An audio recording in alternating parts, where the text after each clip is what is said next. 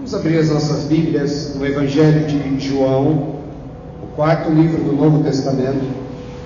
Evangelho de João, no capítulo 4.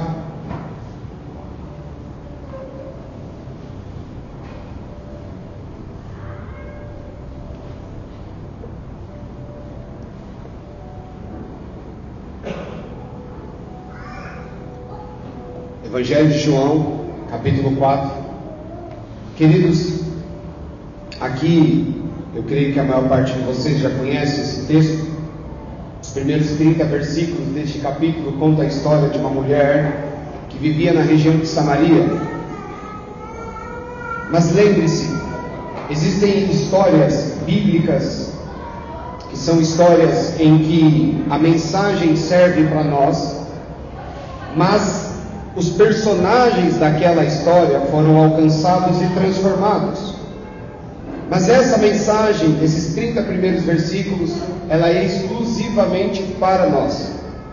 Porque a Bíblia aponta todos os indícios, que nós vamos ver na Bíblia, que provavelmente esse encontro maravilhoso que aconteceu não causou nenhuma transformação na vida desta mulher. Porque isto que Jesus planejou foi pensando em mim e em você. Você vai ver aqui no texto.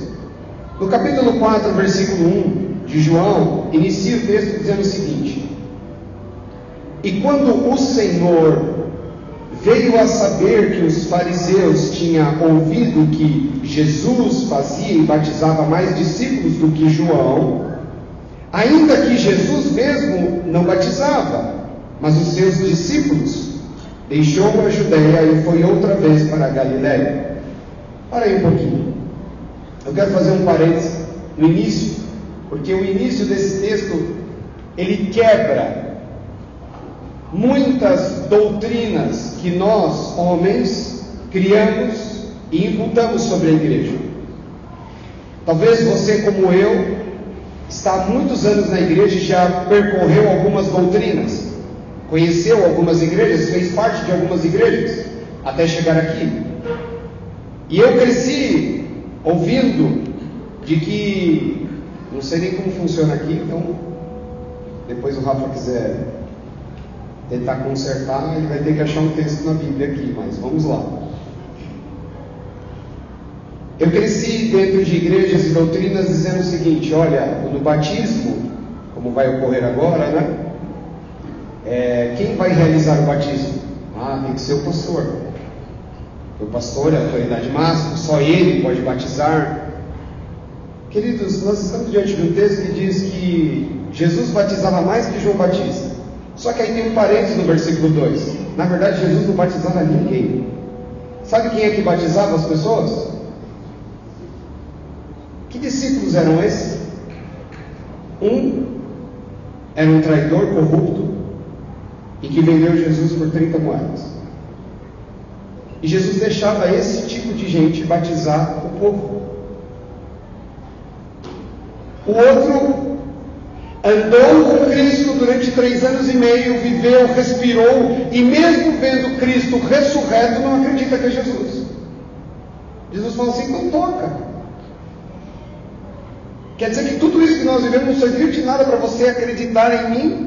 Mesmo eu falando que eu ia morrer e que eu ia ressuscitar, mesmo a profecia falando isso, você está diante de e não acredita. E Jesus deixava esse tipo de gente batizar.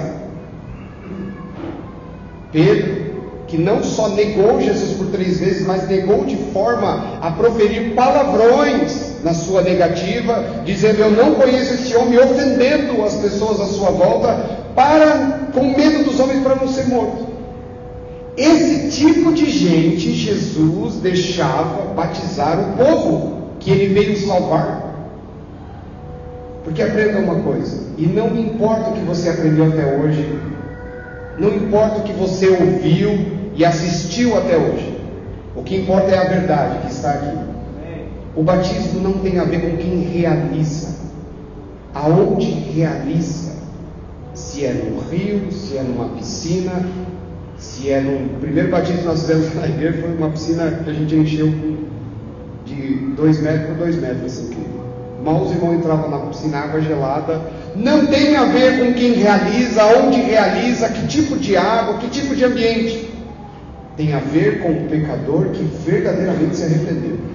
Pode ser Judas realizando o teu batismo. Não tem problema. Pode ser a pior espécie de homem. O batismo não tem a ver com quem realiza, mas com você individualmente. É por isso que Jesus não se importava quem iria realizar o batismo.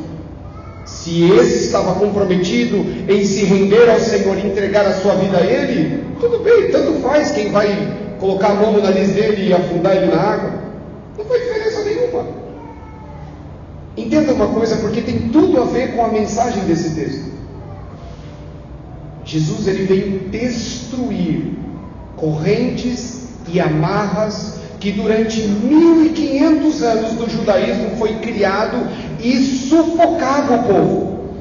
Ele veio trazer libertação, e essa libertação vai muito além do que você está acostumado a ouvir. Ele veio tirar esse jugo que nós colocamos sobre o povo. Não importa quem está realizando o seu batismo, se você verdadeiramente se entregou e se arrependeu, foi aceito pelo Senhor e você faz parte. Eu já vi gente me perguntando e vi pessoas fazendo isso. Pastor, eu me batizei numa igreja, eu tive uma vida assim, mas era uma igreja que eu não concordava, que eu passei muitos problemas e saí de lá depois de alguns anos muito ferido, e eu sinto que eu preciso me batizar novamente. Eu falei, não tem necessidade. Por que não tem necessidade? Porque não é a igreja, não é quem fez o teu batismo. Nada. É um exemplo de como nós vamos nos prendendo, porque faz parte da natureza humana, isso é herança de Adão e Eva, querer ser escravo, querer ser liderado, querer ser guiado, querer que alguém faça por você aquilo que você tem que fazer. Então, se alguém vai me guiar, eu quero que essa pessoa seja perfeita. E é exatamente uma das principais coisas que Jesus veio destruir quando ele veio a esta terra. Esse texto é um texto de libertação, de independência. Não importa quem fez o teu batismo, você se arrependeu? Verdadeiramente, você é do Senhor. Ponto final. Jesus percebe que isso começa a causar tumulto, então ele decide mudar a sua rota e ir para a Galileia. Versículo 4. E era-lhe necessário passar por Samaria. Aqui vem um ponto interessante, porque esse versículo pequenininho aqui, o menor do capítulo inteiro, é o versículo que mostra que Jesus estava pensando em mim e você, não na mulher de Samaria. Ele está saindo de Boituva para ir para Sorocaba, mas ele decide passar em Itapetininga antes. É caminho? Não, nenhum caminho. Mas Jesus falou assim, mas antes de chegar lá em Sorocaba, nós vamos dar uma passadinha em Itapetininga. Ele falou que tem um compromisso lá, tem uma agenda lá, que tinha. E essa agenda é comigo e com você, acredite nisso. Versículo 5. Foi, pois, a uma cidade de Samaria chamada Sicar, junto da herdade que Jacó tinha dado ao seu filho José. E estava ali a fonte de Jacó. Jesus, pois, cansado do caminho, assentou-se junto da fonte, e era isso quase a hora cedo, cerca de meio-dia. Veio uma mulher de Samaria tirar água, e disse-lhe Jesus, dá-me de beber. Porém, os seus discípulos tinham ido à cidade comprar comida. Versículo 9, disse-lhe, pois, a mulher samaritana, como sendo tu judeu, me pedes de beber a mim, que sou mulher samaritana, porque os judeus não se comunicavam com os samaritanos. Começamos aqui a história. Jesus chega no poço junto à cidade, poço que Jacó havia perfurado, e que durante 1500 anos aproximadamente, sustentou toda aquela região. Quando ele encontra aquela mulher, ele diretamente a ela fala assim, olha, estou com sede, dá-me de beber. Ele puxa um assunto. A mulher não diz não posso, não sei. A mulher, presa às doutrinas, os costumes do seu tempo, responde: como pode você, sendo judeu, falar com um samaritano? Como pode um homem judeu se dirigir a palavra ao samaritano? Porque eles não se conversavam.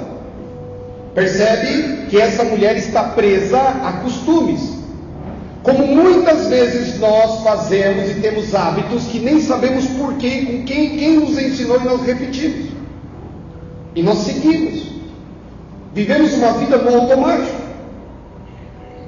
Ela está preocupada com os costumes. Mas aonde está escrito que um judeu não pode conversar com um samaritano? Aonde está escrito que um diácono, ou um obreiro, ou aquele irmão que está na porta recebendo, não pode batizar você? Aonde está escrito isso? Me mostre. Nós estamos acostumados a viver a vida sempre no automático. Não pode fazer isso. Por que não pode fazer isso? Não sei. Mas foi sempre assim? Então não pode. Então tem que ser desse jeito. É exatamente isso, queridos, que Jesus, nesse texto, quer destruir. Nós obedecemos ordens, doutrinas, e nem sabemos quem criou, quem inventou, para que serve e qual é o efeito. Mas só obedecemos, seguimos. E essa mulher então fala: olha, você sendo judeu não pode falar comigo, porque era um hábito, porque era um costume, não porque Deus tinha dado uma ordem. Tudo que temos que viver e fazer nesta terra é seguir ordem do nosso Criador. Se Ele não deu a ordem, então por que você tem que seguir? Vou jogar uma polêmica aqui. Se der problema, depois você resolve. Quantas pessoas já chegaram para mim e perguntaram assim: pastor, mas pode ter pastora? A Bíblia não diz que a gente pode ungir pastora, que mulher não pode ensinar. Aí eu falo: é mesmo, a Bíblia não tem nenhum texto dizendo assim, vamos ungir pastoras, não tem. Mas também me mostra o texto, não está dizendo que não pode ter. Se fosse tão importante, você acha que não está escrito? É engraçado que as igrejas que dizem que não pode ter pastoras, sabe quem que está lá na salinha ensinando seus filhos a palavra? São homens? Ou são mulheres? Quer dizer que a Bíblia diz que a mãe, que tem que contribuir, e a principal contribuição da disciplina e do ensino dentro de casa com os filhos é de quem? Vai estudar, entender o contexto. Percebe que a gente segue um monte de coisas sem... Por quê? Porque disseram para você que é assim. Mas aonde está escrito? Qual o contexto? Minha mãe foi uma professora para mim durante muitos anos na minha infância e adolescência. Me ensinou o caminho de Cristo. Quer dizer que a mulher não pode ensinar? Onde tiraram isso? Queridos, é exatamente isso que Jesus começa a combater agora. Jesus pediu água. E ela respondeu o quê? Não, você não pode nem conversar comigo, muito menos me pedir alguma coisa. Segue o texto. Jesus respondeu e disse: se tu conheceras o presente, o dom de Deus, e quem é que te diz, dá-me de beber, tu lhe pedirias, e ele daria água viva. Não é qualquer água. Presta atenção. O que é algo vivo? Que não depende de algo para se mover, para existir, para se realizar. Vivo é que tem autonomia sobre as suas escolhas e decisão. O morto não pode fazer nada. O profeta Jeremias diz assim: mais vale um cão vivo do que um leão morto. Você tem medo de um leão que está morto? Mas é um leão, está morto. Não tem poder. Não importa quem ele foi, está morto. E um cachorro?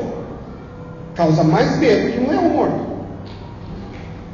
Jesus está dizendo o seguinte: se você soubesse com quem você está falando, se você tivesse ideia de quem eu sou, você não estaria preocupada com essas besteiras. Você estaria preocupada em arrancar de mim o que eu tenho para te oferecer. E é este o problema da imensa maioria de nós dentro das igrejas. Nós nos esquecemos de quem nós servimos, a quem nós servimos e a quem nós pertencemos. E ficamos brigando por cargo, por agenda, porque quer fazer parte do louvor, brigando porque a irmã fez isso, falou aquilo, tratou mal o seu filho, não cumprimentou você. Se você tivesse ideia, um propósito de estar nesse lugar e a quem você serve, você não perderia tempo com coisas que não têm nenhuma importância. E é o que mais a gente perde tempo. Eu não preciso perguntar para o Rafa de fazer uma escala de 90. Vamos lá, faz uma escala para mim aí e fala assim: vai, de todos os problemas que você recebe nos últimos 5 anos da igreja, elenca aí na sua cabeça. Fala uma proporção de problemas, de picuinha, de briga, de coisas que não tem a ver com a salvação. Qual foi a vez, Rafa, que um irmão chegou para você e falou assim: Rafa, eu estou servindo a Deus de forma íntegra, mas eu quero servir mais. Normalmente quando se procura o pastor é para trazer o quê? E os problemas estão ligados a quê? Besteira, vaidade, briguinha, contenda. Não foi assim nos evangelhos? Eu vou dar alguns exemplos. Jesus um dia chega e fala assim: estou vendo que vocês estão numa discussão acalorada. Os discípulos lá, né? E ele vem se aproximando. Do que vocês estão falando? Não, Jesus, é que... Não, pode falar, o que foi? Qual é o problema? Não, a gente está vendo aqui é o seguinte: quando a gente chegar lá no céu, quem que vai sentar do seu lado direito e do seu lado esquerdo? Aí Jesus: sério? Eu vim a essa terra para mudar a história da humanidade, e vocês estão discutindo quem vai sentar do meu lado. E estavam brigando, discutindo, porque parece, queridos, que para nós faz todo sentido perder tempo com isso. Jesus está falando assim: você não tem ideia de quem está diante de você.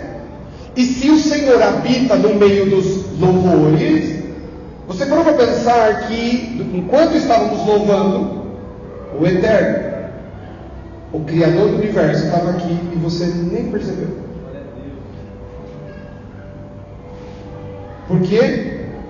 Porque está preso a preocupações que não têm importância nenhuma e que não vão levar você à salvação.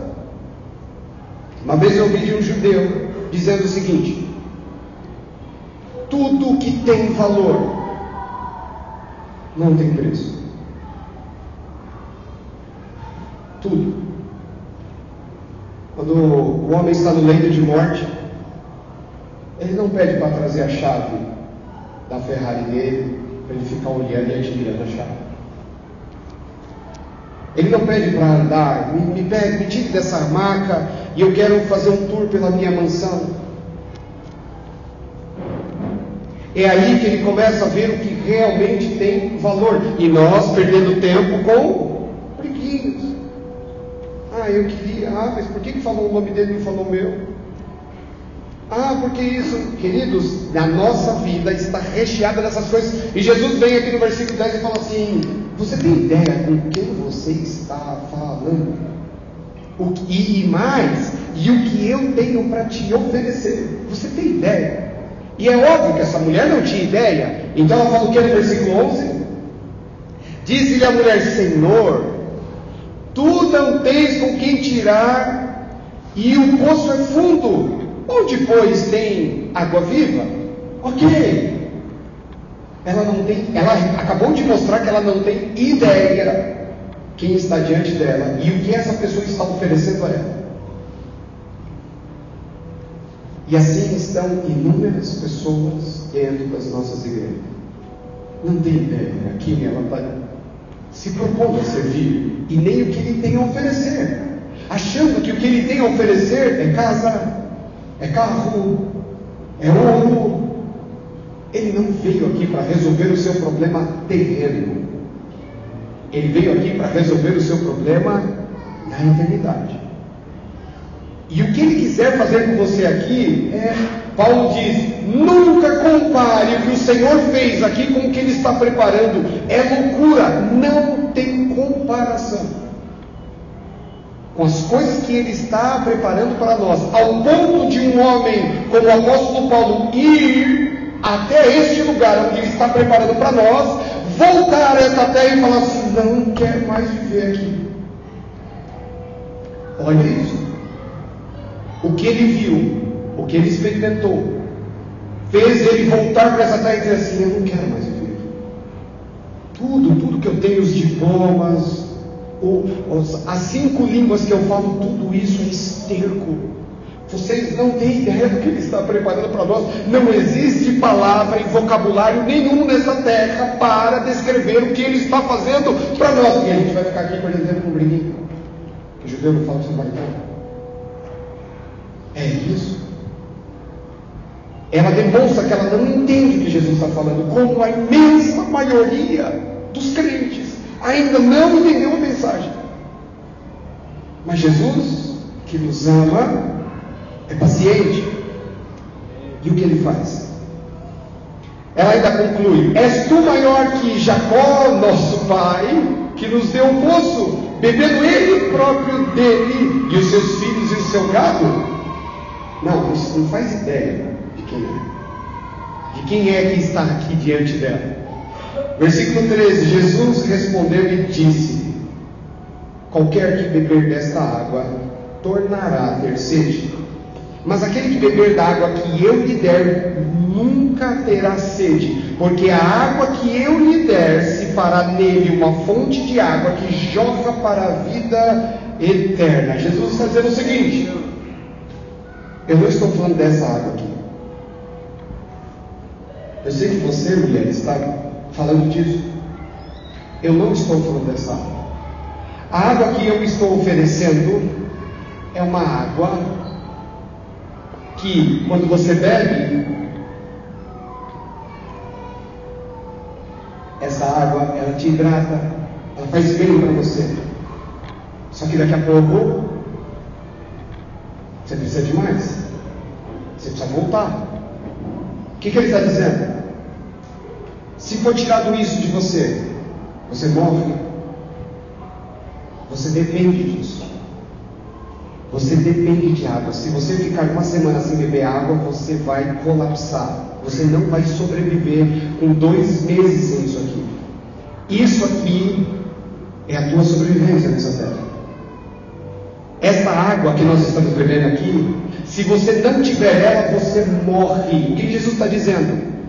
A água, até o dia em que Cristo consumou tudo, para você servir a Deus, você precisa pegar suas coisas, sua família, seu jumentinho, viajar até Jerusalém, perguntar para um sacerdote o que eu preciso fazer para me consertar com Deus.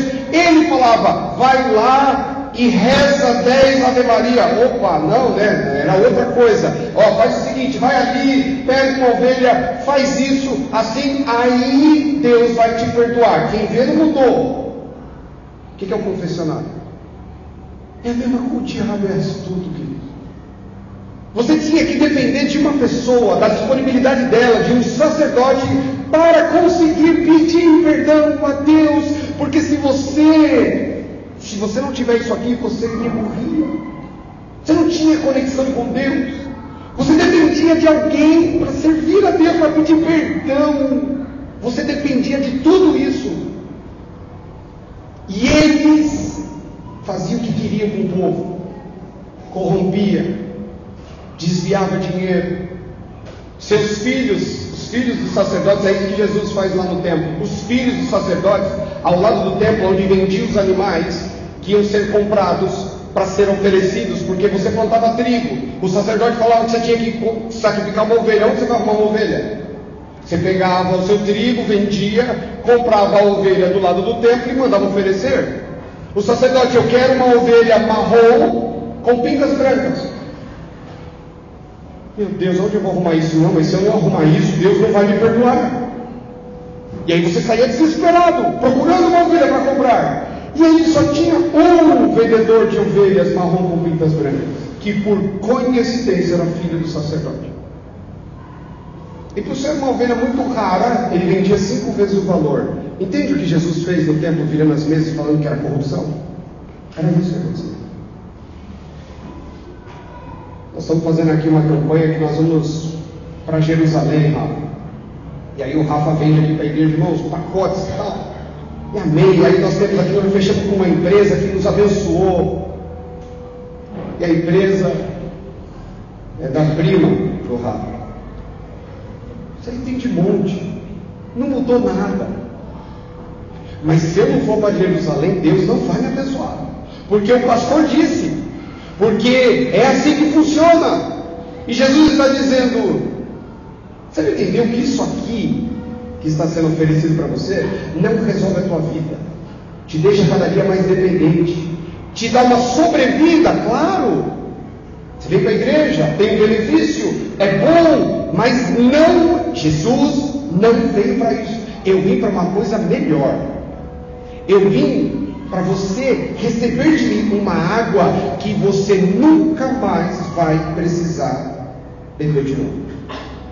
Pelo contrário, não sei se você percebeu no texto, você vai ser a própria fonte. Se você é a nascente, você não precisa de ninguém, você não precisa de nada. Você consegue imaginar uma igreja aonde não existe templo? Você consegue imaginar uma pessoa, um ser que quer servir a Deus sem Bíblia, sem uma igreja, sem uma comunidade? Não dá, né? Por 400 anos foi assim. Não existia Bíblia e não existia igreja. Tinham que se reunir escondidos. E que se você fosse descoberto, parabéns, sabe o que você ia se tornar? Uma tocha humana para iluminar as ruas de Roma. Era o que você recebia por ser descoberto como cristão, sem existir uma Bíblia, sem existir uma igreja com placa. Porque era exatamente isso que Jesus falou aqui. Se você descobrir, receber e beber da água da vida, você nunca mais, você não vai precisar de ninguém. Você não vai precisar de pastor, nem de mim, nem do Rafa. Você não vai precisar de uma igreja, parede. Você não vai precisar de mais nada, porque você tem a própria fonte que vai nutrir a sua vida. É isso, independência total. Nunca mais você vai se tornar escravo de doutrina, de regra, de preceitos, nada. É isso que Jesus propôs. Ser independente. Mas o Senhor vai embora? Vou, mas quando o Espírito Santo vir, fica tranquilo, vocês só não podem seguir na vida de vocês sem Ele. Ficar em Jerusalém, até que do alto sejais revestidos deste poder. Depois, faz o que vocês quiserem, vai dar certo. Vai para onde vocês quiserem, vai dar certo. Jesus pega e diz: a água que eu estou oferecendo, a proposta que eu estou te dando, é algo que vai te tornar independente de tudo e de todos. Mas o homem quer ser escravo. Escravo de um homem bom. Vocês têm um pastor espetacular, maravilhoso. Mas se você acha que depender dele é o caminho certo, é isso que o texto está dizendo. Não. Não é. Um pai e uma mãe que não consegue criar os filhos para serem independentes, falhou. O mundo inteiro é assim, queridos. Toda a criação funciona assim. A mamãe tartaruga, ela nem fica lá para ver os filhotes nascer, ela deixa eles e vai embora. E o que acontece? Todos morrem porque a mamãe não estava no dia do parto? Não. Leãozinho, se você não aprender a caçar, eu te ponho para fora do bando. Vai estudar para ver se não é isso. Se você não se tornar independente, e aprender sobre as suas responsabilidades, você está fora do bando. A mamãe fala isso para o filhotinho. Vai estudar para ver se eu estou mentindo. Já comeram bastante, já tem pena. Sobre um penhasco de 198 metros de altura, a mamãe águia faz assim, ó, empurra o filhote que nunca voou para fora do ninho para cair no penhasco. Mas e se não aprender a voar, vai morrer? Mas se não aprender a voar, vai morrer mesmo. Então agora o aprende é questão de sobrevivência. Queridos, toda a criação é assim. Você acha que com a gente é diferente? Você acha mesmo que a gente é diferente? Nós temos que ter uma total dependência do Senhor, desta água, não dos homens.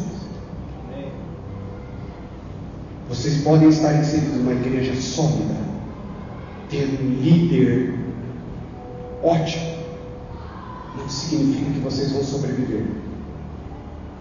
O maior líder depois de Cristo que essa terra já teve, guiou 2 milhões de pessoas pelo deserto. E ele era um homem bom, queridos. Ele era um homem maravilhoso. Isso foi suficiente? Porque o povo esperava dele. O povo não tinha comunhão com Deus. Pode ser o melhor pastor do mundo. Pode ser a igreja mais bonita do mundo. Você pode ver milagre todo dia.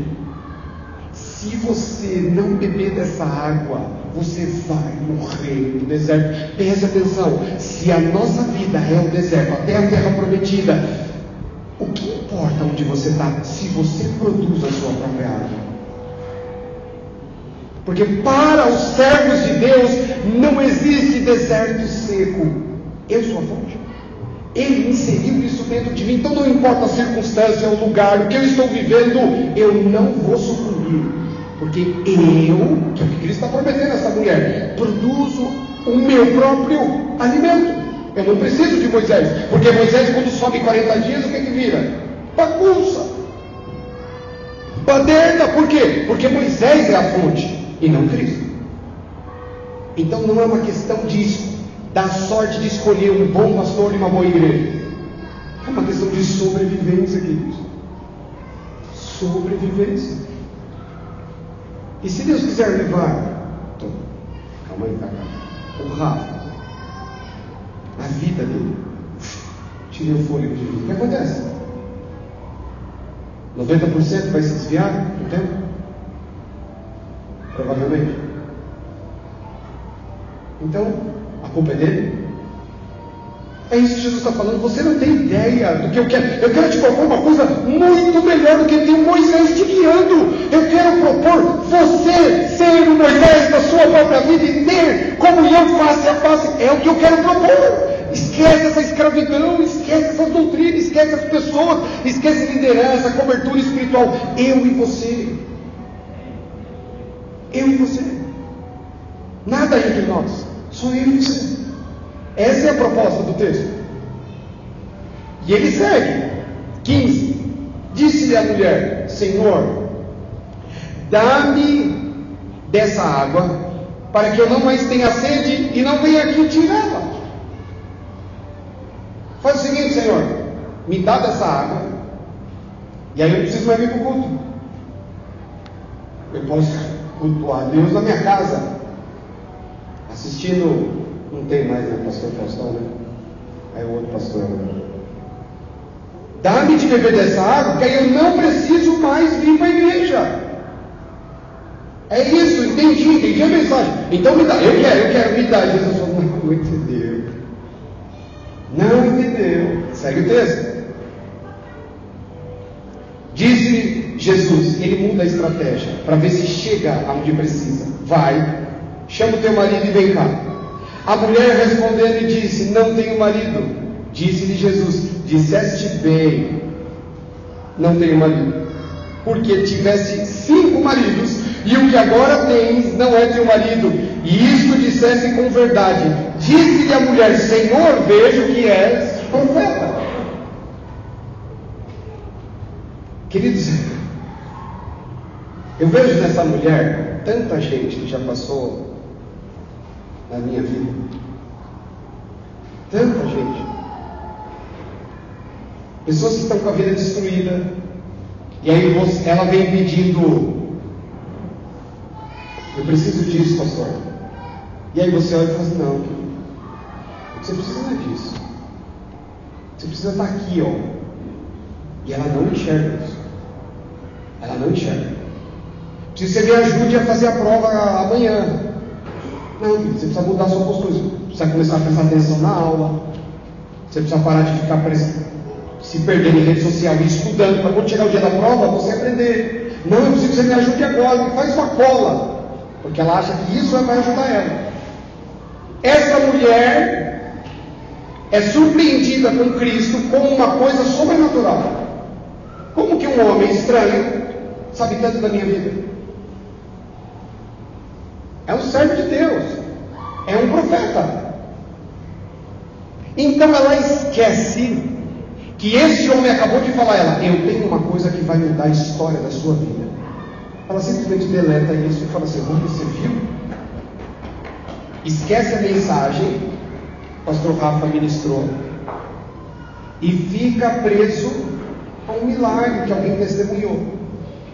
O milagre é importante? Muito. O milagre gera impacto na igreja? Muito.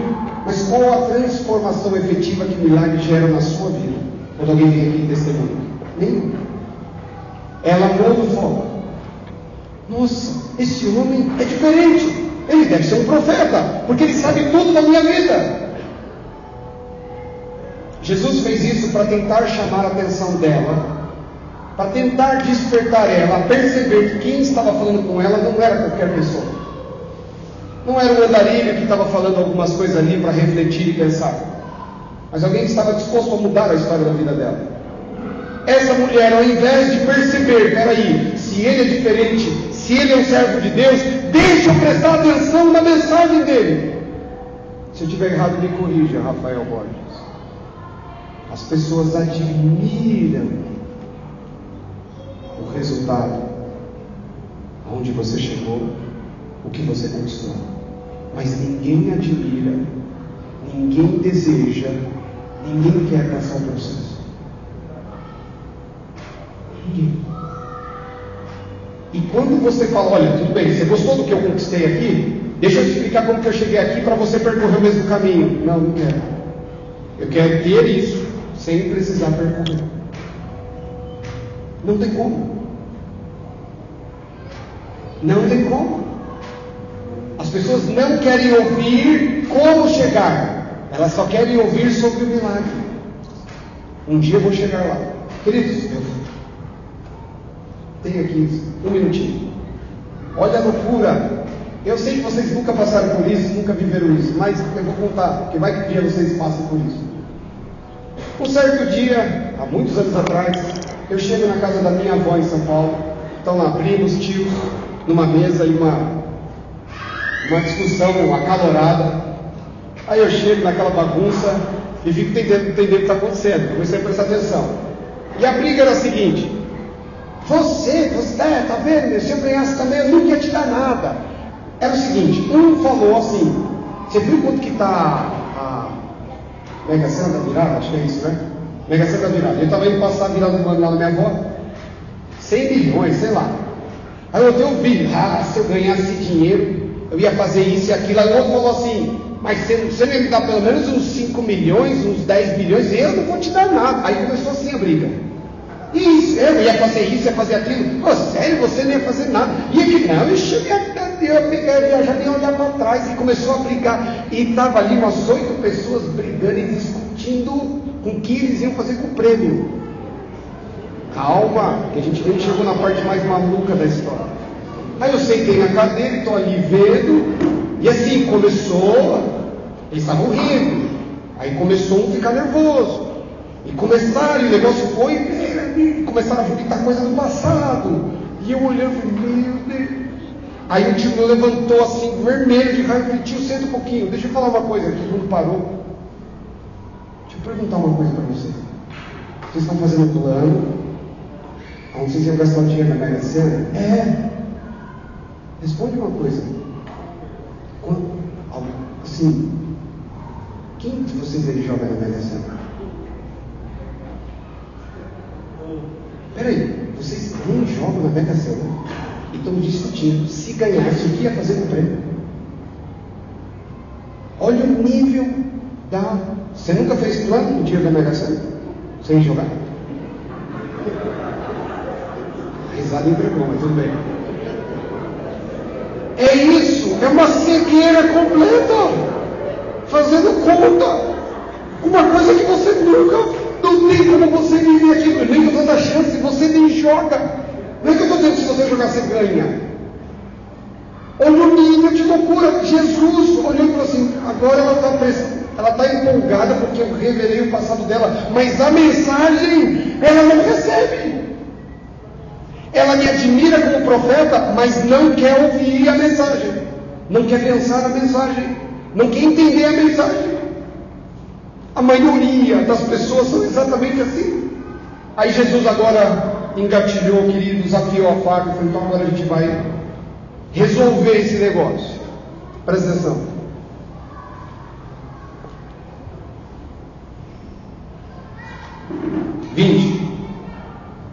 Ela olha e fala assim, nossos pais adoraram neste monte, e vós, os judeus, dizeis que é em Jerusalém o lugar onde se deve adorar, no templo.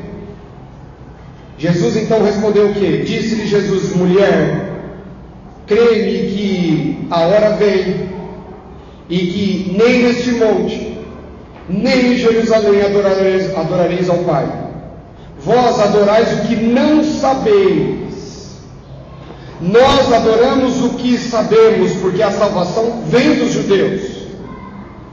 Mas a hora vem, e agora é, em que os verdadeiros, olha que versículo gostoso, e onde ele está inserido, adoradores adorarão ao Pai em espírito e em verdade, porque o Pai procura os tais que assim o adorem. O que é ser um adorador efetivo do Senhor, que adora em espírito e em verdade? Olha o contexto. É quem tem esta água viva dentro de si. Enquanto você depende de uma harmonia, de um bom violão, de um fundo, de um efeito musical, para conseguir romper e sentir a presença de Deus, você ainda depende de uma água que você torna ter sede. Porque o dia de tirar o violão, o dia de acabar a luz, no meio do culto, acabou o louvor. Está entendendo o que ele está querendo dizer? Para você ser um adorador, você faz isso na sua casa, no carro, no banheiro, na cama, na hora de dormir, no trabalho, porque você não depende de algo que é momentâneo. Isso não dá para ter louvor 24 horas, 7 dias da semana. Não tem dedo, não tem gente para sustentar isso. Isso não é adorar a Deus em espírito e verdade. Olha o contexto desse versículo muito utilizado que está inserido. Esse contexto está num texto em que Jesus está dizendo, eu quero te libertar de homem, de doutrina, de monte, de templo, de sacerdote. Nada, esquece, você não precisa ir para o monte, você não precisa ir para Jerusalém, você não precisa esperar domingo, 10 horas para servir, para adorar a Deus. Não precisa. Se você precisar, não vejo a hora de chegar domingo para ir para a igreja. Ah, não é o pastor Rafa que vai ministrar hoje? Que é só a ministração dele que faz efeito na sua vida. Você ainda está bebendo de uma água que perece. Água viva, querido. Você pode estar, por experiência própria, você pode estar dentro de uma igreja que todos os louvores são contra a Bíblia, são besteira. O pastor prega besteira em cima de besteira. Terrível esse culto. Não, eu saí tão edificado. Como? Porque eu não dependo do que está cantando ali para adorar a Deus. Eu não dependo das baboseiras que ele está inventando aí, contando para a igreja, para ouvir Deus falar comigo. Eu não dependo disso. Então, tanto faz. O que está sendo ministrado e falado, tanto faz. Ele colocou uma água viva e que ela produz o meu próprio alimento todos os dias. Não dependo.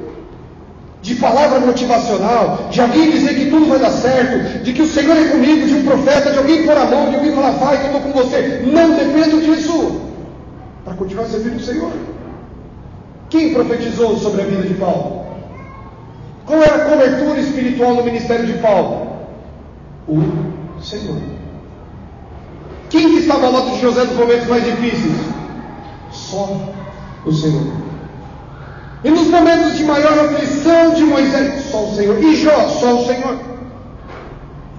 Não preciso do rei Dario gostar de mim, pode me jogar na cova. Se o Senhor está comigo, eu não temerei. Olha como faz sentido os salmos agora. Mas eu só preciso dele. E de mais ninguém. E de mais ninguém. É o que Jesus está dizendo aqui. Isso é um verdadeiro adorador. Servo do Senhor. Segue o texto. Deus é Espírito. E importa que os que adoram, o adorem em Espírito e em verdade. A mulher disse-lhe, eu sei que o Messias, que se chama Cristo, vem. Quando Ele vier, nos anunciará tudo. Eu sei que Jesus vai voltar. Eu sei. E quando Ele voltar, presta atenção, lembra da história da loteria? As pessoas estão, não vocês, tá? O pessoal lá fora. Então assim, não, Jesus vai voltar. Jesus vai voltar. Mas a hora que Ele voltar, eu vou estar pronto. O que você está fazendo para esse encontro? Você é como a virgem prudente, que está sempre com azeite em dia, tendo comunhão com Ele todo dia? Ou você está esperando os sinais para começar a ter comunhão com Ele? Vou repetir algo que eu falei nessa semana no discipulado. Você viu como é que está aquela questão da guerra? Que talvez o Israel com o Irã, e isso, e tal. Aí quando começam as coisas, querido, bomba a internet. Tá vendo? Jesus está voltando. Não está. Tio, heresia, não está. Bíblia, sabe o que a Bíblia fala? Sabe quando é que Ele vem? Quando Ele vai voltar? Quando ninguém estiver esperando. Se os Estados Unidos estão falando que vai mandar uma bomba nuclear em cima da China, e a China está falando que vai mandar uma bomba nuclear nos Estados Unidos, parece que o mundo vai acabar, não parece? Se o mundo vai acabar, a gente vai voltar. Então, a Bíblia diz que vai ser num dia que ninguém espera. Não vai ser no meio do caos. Não vai ser quando todo mundo, Jesus está voltando. Não está. Não está. Vai ser o dia perfeito de 8 bilhões de pessoas. Vai estar tudo perfeito. Vai estar tudo bom nesse dia. Não, se tem um dia que Jesus vai voltar, é agora, porque agora. Então, mas a Bíblia diz: tem que ser num dia inesperado. O mundo inteiro está aflito com a guerra. É claro que Ele não vai voltar, porque a Bíblia diz que vai ser num dia, numa hora e num momento que ninguém espera. Está todo mundo esperando. Não, agora Ele vem. Não vem. Pelo fato de todo mundo achar que Ele está vindo, é por isso que Ele não vem, porque vai ser num dia inesperado. Entende o que Jesus está dizendo? Ela olha para Jesus e fala assim: tá, mas quando o Messias vir, eu reconheço que eu sou meio burrinho, eu não estou entendendo a mensagem. Mas quando o Messias chegar, eu vou entender tudo, sabia? Jesus já está aqui, já está falando com ela, e ela não entende a mensagem. Se você acha que vai dar tempo, se você acha que quando Jesus voltar, não vai, se você não está entendendo hoje, se você não está vivendo hoje, não acha que lá na frente não vai dar tempo. Aí Jesus entra no eixo, já é direto e explícito. Versículo 26. Jesus disse: eu o sou. Eu que falo contigo, eu sou o Messias. Nisso vieram seus discípulos e maravilharam-se que estava falando com uma mulher. Todavia, nenhum lhe disse: que perguntas? Ou por que falas com ela? Lembra da doutrina? Quando os discípulos voltam, que estranho, Jesus conversando com uma samaritana. Por que eles têm essa estranheza? Porque alguém um dia disse que judeu não pode conversar com samaritano. E os discípulos que estão na igreja continuam seguindo a mesma doutrina. Percebe que tem a mesma mentalidade que a mulher? A mesma. E acharam aquilo estranho. Agora olha o 28. Deixou, pois, a mulher o seu cântaro e foi à cidade, e disse àqueles homens, presta atenção: vinde e vede um homem que me disse tudo quanto tenho feito. Qual é a primeira coisa que ela fala? Gente, eu conheci um homem que falou tudo sobre a minha vida, meu passado, as coisas que eu fiz de errado, né? Quase os cartomantes aí do século XXI. Mas falou tudo certinho, sabe? Eu li, não é que eu li, né? Tem uma amiga minha que leu horóscopo e me contou, e eu vi lá que meu signo bate, sabe? Tudo certinho. Ela volta e fala assim: eu conheci um homem. Ela não disse o Messias, e Jesus foi enfático com ela: eu sou o Messias. Portanto, essa mulher demonstra crer que Cristo é o Messias? Não. Conheci um homem que falou tudo da minha vida. Segue o texto. Porventura, não é esse o Cristo? Olha a certeza que ela tem. Olha a certeza que ela tem. Aqui mostra a imaturidade dessa mulher. E que não houve transformação nenhuma. Que essa conversa era para mim e para você, não para ela. Pelo fato de Jesus saber do seu passado, significa que ele é o Cristo. Está cheio de gente aí fora. Brinquei aqui, lendo horóscopo, vendo gente que falou coisas, que adivinhou RG, e acha então que essa pessoa é digna e tem o crédito para falar o que quiser e você vai seguir. Não pela mensagem. Percebe que ela está presa ao quê? Ao sobrenatural.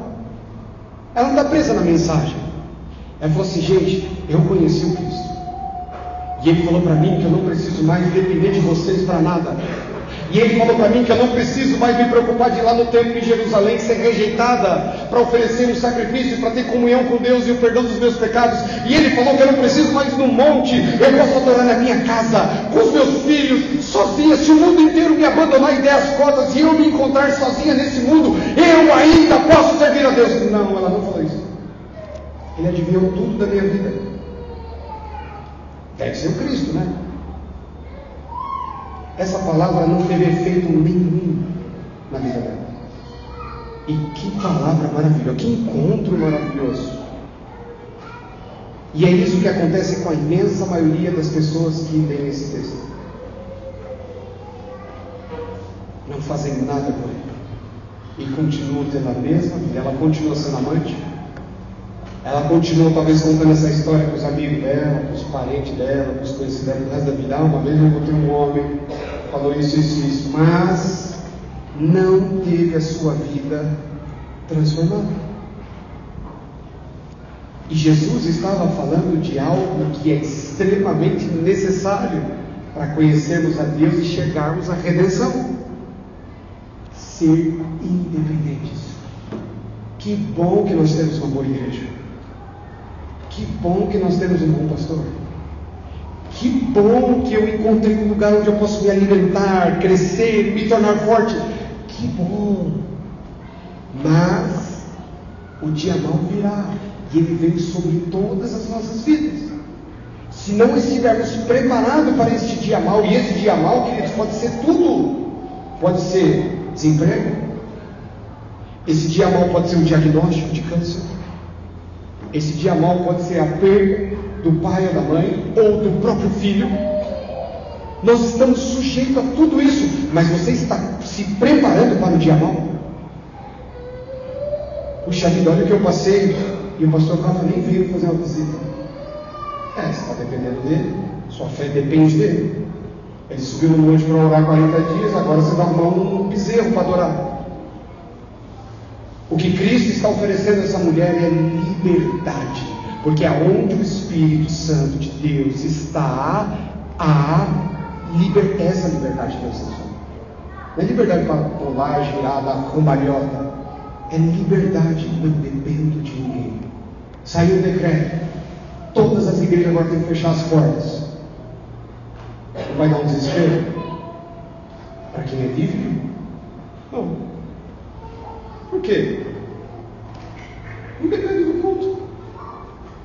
É boa a comunhão, é agradável, é suave, é maravilhosa a comunhão, mas não é ela que me mantém de pé. É a minha comunhão com o Senhor, não com os irmãos. Entende? Se você ler o primeiro capítulo da segunda carta de Paulo a Timóteo, Paulo está preso. Na parede da prisão dele tem um decreto com a data da hora que ele vai ser decapitado. Convive com essa pressão aí.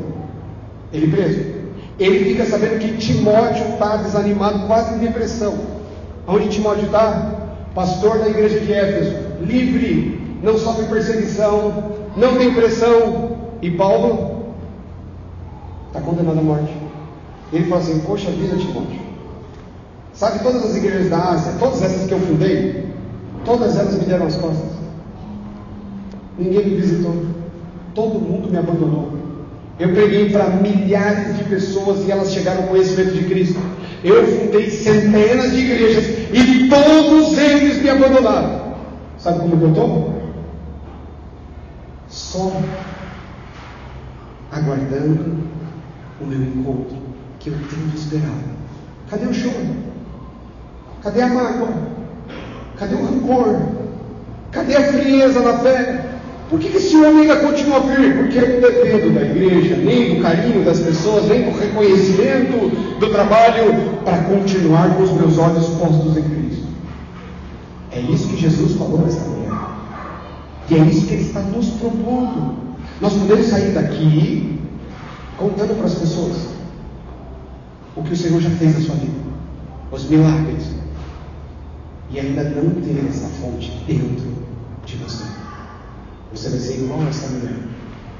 Ou você pode sair daqui e não falar assim: olha, Ele resolveu a minha vida. Não, eu não dependo de mais nada, nem ninguém. O dia que você estiver no seu quarto, o dia que você estiver tomando banho, o dia que você estiver, irmão, preparando o almoço, e você sentir a presença do Senhor, e falar: Senhor, mas eu não estou no culto. Esta água viva agora está sendo produzida dentro de você. Esse é o maior indício da sua salvação. Você não depende mais de ninguém. Tanto faz o que o William Bonner está falando no jornal, tanto faz o que vai acontecer com a economia do mundo, tanto faz o que vai acontecer com as igrejas, tanto faz o que vai acontecer nesse mundo. Nada vai me impedir de continuar sendo o que Deus espera.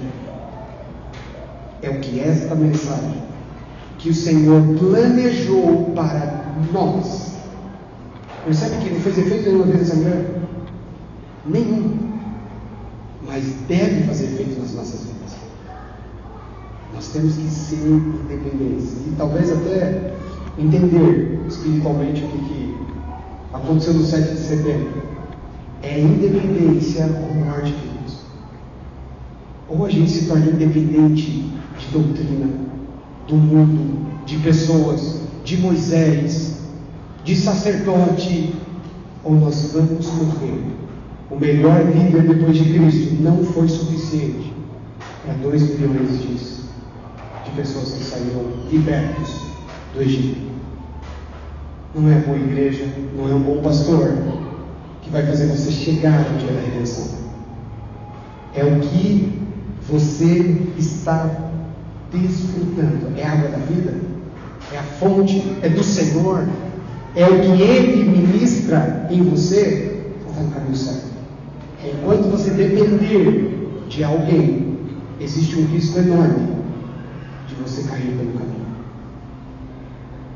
Não é isso, e não será isso que vai se dar nas nossas vidas, amém? Mas nós vamos chegar até o fim.